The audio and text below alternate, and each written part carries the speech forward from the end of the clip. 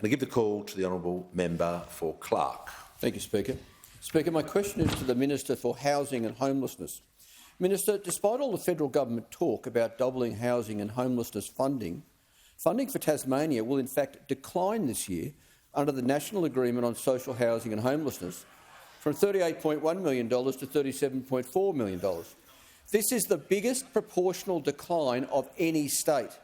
Minister, I'm sure you understand the dire housing situation in Tasmania as well as I do. How on earth could you let this happen? Call to the Minister for Housing, the Minister for Homelessness and the Minister for Small Business. Thank you, Mr Speaker, and I thank the member for Clark for his question. I understand where he's coming from with this question and his concern for the people of Tasmania who are struggling with housing challenges. Order. And indeed, I share his concern in terms of what is happening in Tasmania with housing. But I want to reassure the member for Clark that the inference of his question is actually not true. No state or territory is going backwards in funding under the new agreement. None. And that is not including all of the additional money as well that we are having as part of our $32 billion Homes for Australia plan.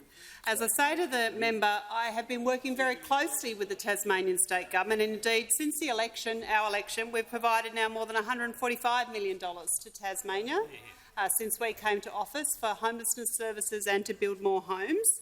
And under Housing Australia, with the Housing Accord and the Housing Australia Future Fund, Tasmania, as one of the smaller jurisdictions, will be getting at least 1,200 homes on top of that funding. So Tasmania will be getting our fair share, let me assure you of that, as will other states and territories. I actually had the opportunity just a few weeks ago to go and announce 15 new social homes with the Tasmanian Minister Felix Ellis in Berriedale in the member's electorate. And standing next to me, the Tasmanian Liberal Minister Felix Ellis said, and I quote, "The federal government has provided significant new funds." End quote. These homes are, of course, being supported by the $50 million that we provided the Tasmanian government through the social housing.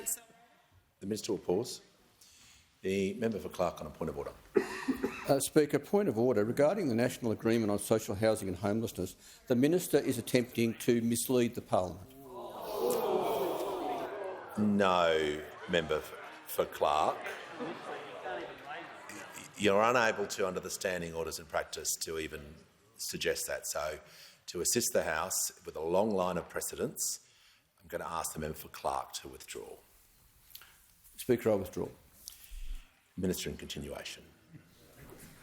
Thank you, Mr Speaker, and I thank the member for Clark. I will reiterate, no state or territory will be receiving any less under the new housing agreement. Let me be very clear about that. I'm happy to have a meeting with the member for Clark and go through the figures and to clear this up with him. I'm also happy to advise the member for Clark that 25,000 Tasmanians will be benefiting from an increase in the Commonwealth rent assistance. The first back-to-back increase in more than 30 years. That will be supporting many Tasmanians. And since the last election, the Albanese Labor government has also supported now 1,500 Tasmanians into home ownership through our expanded and improved home guarantee scheme. And of course, we want to do more with Help to Buy, the shared equity scheme. And I'll continue to work with the Tasmanian government to deliver more homes for Tasmanians that need them.